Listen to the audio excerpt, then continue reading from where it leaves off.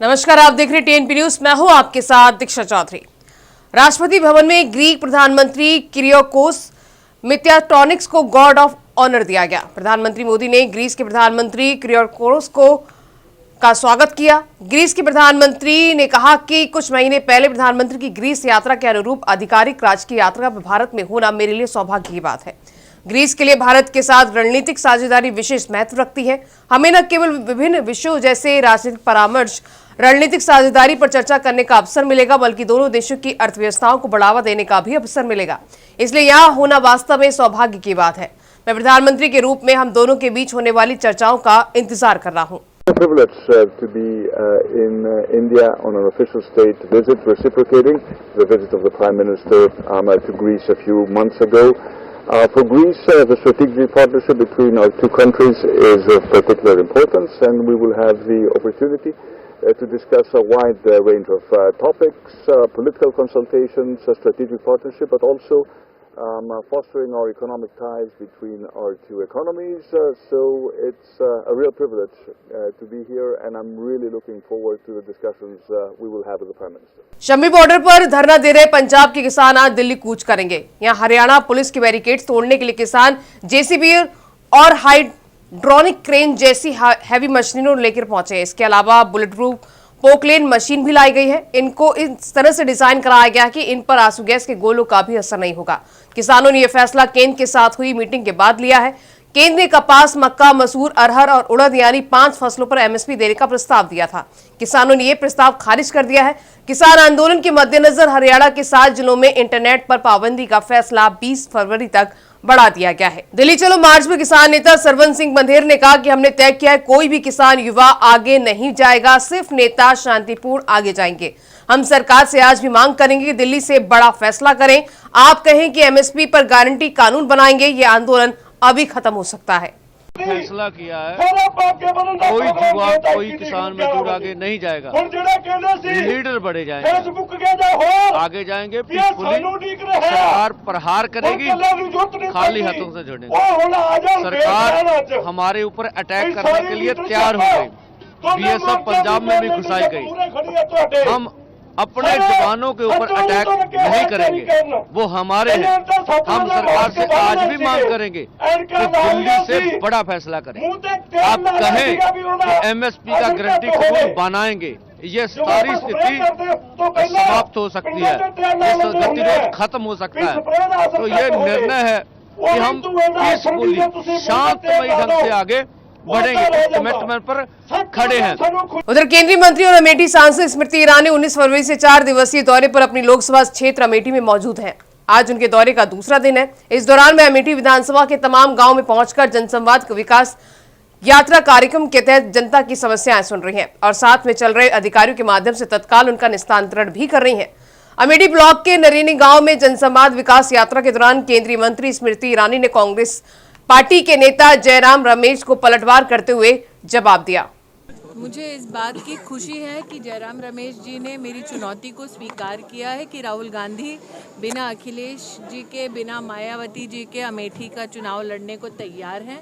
मैं चाहूँगी कि जयराम रमेश ने जो प्रस्ताव मेरे उद्बोधन के बाद दिया है उसको आज ही सीईसी उनकी जारी कर दे।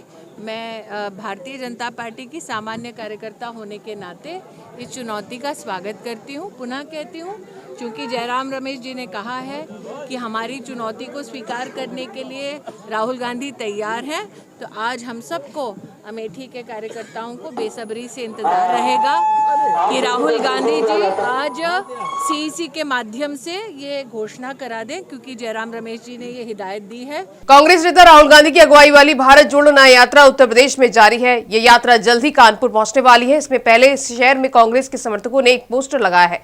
इस पोस्टर में राहुल गांधी को भगवान श्री कृष्ण और यूपी कांग्रेस के चीफ अजय राय को अर्जुन के तौर पर दिखाया गया है। इसके अलावा पोस्टर पर श्रीमद् भगवद गीता का श्लोक भी लिखा गया है। पोस्ट पर इसके अलावा संदीप शुक्ला की फोटो लगी है। संदीप पेशे से वकील हैं और यूपीसीसी के सदस्य भी हैं। उधर उत्तर प्रदेश के मुख्यमंत्री योगी आदित्यनाथ का बड़ा आदेश है। मुस्लिम धर्मगुरु द्वारा घोषित 9 या 10 जुलाई को बकरीद मनाई जाएगी। बकरीद के दिन कुर्बानी सार्वजनिक स्थल पर नहीं हो, जो निर्धारित स्थल हो या फिर जहां होता आया हो वहीं पर हो। कुर्बानी विवादित जगहों पर नहीं होनी चाहिए। दिल्ली में संत शिरोमणि गुरु रविदास जी की 647वीं जयंती मनाया गया। वहीं इसका आयोजन संघ प्रिय राहुल सलाहकार समिति गृह मंत्रालय भारत सरकार द्वारा आयोजन किया गया था। इस आयोजन में हजारों लोगों ने शिरकत किया। इस मौके पर मुख्य अतिथि के रूप में पूर्व राष्ट्रपति रामनाथ कोविंद ने शिरकत की। विशिष्ट अतिथि डॉक्टर सत्यनारायण जटिया रहे और पूर्व दिल्ली भाजपा अध्यक्ष आदेश गुप्ता समेत कई गणमान्य लोग उपस्थित रहे। संघ द्वारा संत शिरोमणि गुरु रविदास जी की जयंती हम लोग मना रहे हैं। सामाजिक समरसता और महिला सशक्तिकरण के ये हर वर्ष भारतीय बौद्ध संघ मनाता है और इस वर्ष भी मना रहा है। लेकिन अब की बार हम लोगों ने कुछ ऐसा किया है कि सामाजिक समरसता के माध्यम से जो मीरा जी संत गुरु रविदास जी को मीरा जी ने बुलाया चित्तौड़, और संत गुरु रविदास जी जब चित्तौड़ जाने लगे तो दिल्ली में उन्होंने विश्राम किया था, और मीरा जी के कहने पर चित्तौड़ जब गए तो संत रविदास जी की वहाँ देहांत हो गई। हम लोगों ने आज यहाँ से 51,000 संविधान बांटेंगे और संत गुरु रविदास जी के जन्मदिन पर मीरा चली सतगुरु के धाम पूरे देश में एक रथ निकलेगा। सतगुरु रविदास जयंती के उपलक्ष्य में पूर्व में ही आयोजित किया गया है और संतों के बारे में हमारा देश, उनके उपदेशों के बारे में हमारा देश एक संस्कार ग्रहण करता है। तो एक तरह से ये आयोजन संतों से प्राप्त उपदेशों को संस्कार मान करके अपने आप में जीवन में उतार करके उस आदर्शों को जीने के लिए एक प्रेरणा का कारण है। निश्चित रूप से जिस वक्त सदगुरु रविदास रहे होंगे और उस वक्त जहाँ सिकंदर लोदी का साम्राज्य हुआ करता था, उस समय में हिंदू धर्म के प्रति जो आघात हुए और उनको रोकने के लिए संतों ने ही इस प्रकार की सारी बातों को लोगों के मन में एक विश्वास पैदा किया, और उस दृष्टि से आज जो हिंदुस्तान दिखाई देता है वो उसी का परिणाम है। तो आज की इन परिस्थितियों में भी हम अपने और संस्कारों को न भूलें, इसलिए सदगुरु रविदास और ऐसे सभी संत जो उस समय रहे होंगे भक्ति काल के, और जिसको मैंने कहा है कि उस समय नामदेव संत हुए, और ये सब संत ऐसे थे जिनको कि जाति के कारण से कोई बड़ा सम्मान उस समय नहीं दिया जाता रहा। लखीमपुर सराय के रामगढ़ चौक थाना क्षेत्र के अंतर्गत झुलाना गांव के समीप राष्ट्रीय राजमार्ग 30 लखीसराय सिकंदरा मुख्य मार्ग पर ट्रक और टेम्पो में जोरदार टक्कर हो गई। टक्कर इतनी भयानक थी कि टेम्पो के परखच्चे उड़ गए। टेम्पो में सवार कुल 14 लोग में से 8 लोगों की मौके पर ही मौत हो गई, जबकि एक की मौत सदर अस्पताल में इलाज के दौरान हुई है। गंभीर रूप से जख्मी 5 लोगों को सदर अस्पताल प्राथमिक उपचार देकर PMCH पटना रेफर कर दिया गया है। थाना अंतर्गत एक दुर्घटना हुई है, बहुत दुखद घटना है।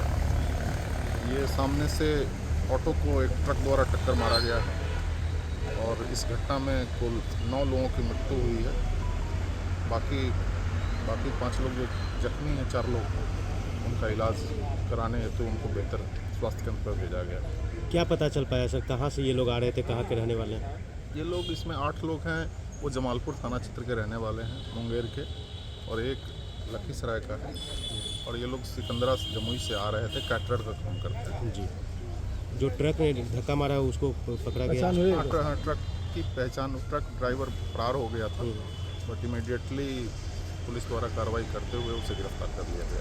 आगे क्या कुछ कार्रवाई की जाएगी? आगे पहला तो ये है कि इन लोगों का हम लोग पोस्टमार्टम कराएं, और पोस्टमार्टम करा करके और जो भी इनको मुआवजा का प्रावधान है वो उनको मुआवजा मिले, और बाकी ये घटना क्यों हुई है, कैसे हुई है, इसमें किसकी लापरवाही। जम्मू कश्मीर के सोनमर्ग के हक क्षेत्र में भारी बर्फबारी हुई। हिमस्खलन के कारण नल्ला सिंध सड़क पर अवरुद्ध है, वहीं सड़क से बर्फ हटाने का काम जारी है। अब खबर यूपी के सहारनपुर से। एसएसपी डॉक्टर विपिन ताड़ा के निर्देश में सहारनपुर पुलिस का ऑपरेशन लंगड़ा जारी है। सहारनपुर में मीरापुर के पास आम के बाग में पुलिस और बदमाशों के बीच मुठभेड़ हुई। सहारनपुर थाना फतेहपुर पुलिस को ऑपरेशन लंगड़ा में मिली बड़ी सफलता मिली है। एक शातिर बदमाश एनकाउंटर में मारा गया है। नक्कोड़ में महिला को गोली मारने वाला 25,000 का इनामी वांछित शातिर कादिर को पुलिस मुठभेड़ में गोली लगी है। गिरफ्तार बदमाश के कब्जे से 1 तमंचा, 2 खोखा, 2 जिंदा कारतूस, चोरी की 1 मोटरसाइकिल और 1 मोबाइल फोन बरामद किया गया है। बहराइच जिले में एम्बुलेंस सेवा पर तैनात 6 कर्मचारियों को सेवा से बर्खास्त कर दिया गया है। ये सभी कर्मचारी स्वास्थ्य विभाग की एम्बुलेंस सेवा में तैनात थे, जो मांगलिक कार्यक्रम में एम्बुलेंस लेकर दावत खाने गए हुए थे, जिनकी जानकारी होने के बाद 6 कर्मचारी को बर्खास्त कर दिया गया है। 12 तारीख की रात में 12 फरवरी की रात में करीब 10:30 बजे करीब एक सूचना मिलती है कि 2 एम्बुलेंस जो है अपने रास्ते में अपने हॉस्पिटल के पास में किसी मांगलिक कार्यक्रम में सम्मिलित होने गई हैं। मौके पर पहुंच के जब चेक किया गया तो पाया गया कि 6 कर्मचारी उस मांगलिक कार्यक्रम में गए थे। ऐसे कार्यक्रम में जाने के लिए हम लोग उनको रोकते नहीं, लेकिन एम्बुलेंस का उपयोग करना पूर्णतया गलत है। एम्बुलेंस के उपयोग से कोई भी किसी भी प्रकार का पर्सनल कार्य नहीं कर सकता है। अगर कोई ऐसा पर्सनल कार्य करता हुआ पकड़ा जाएगा तो उसके ऊपर इसी तरीके की कार्रवाई आगे भी होती रहेगी।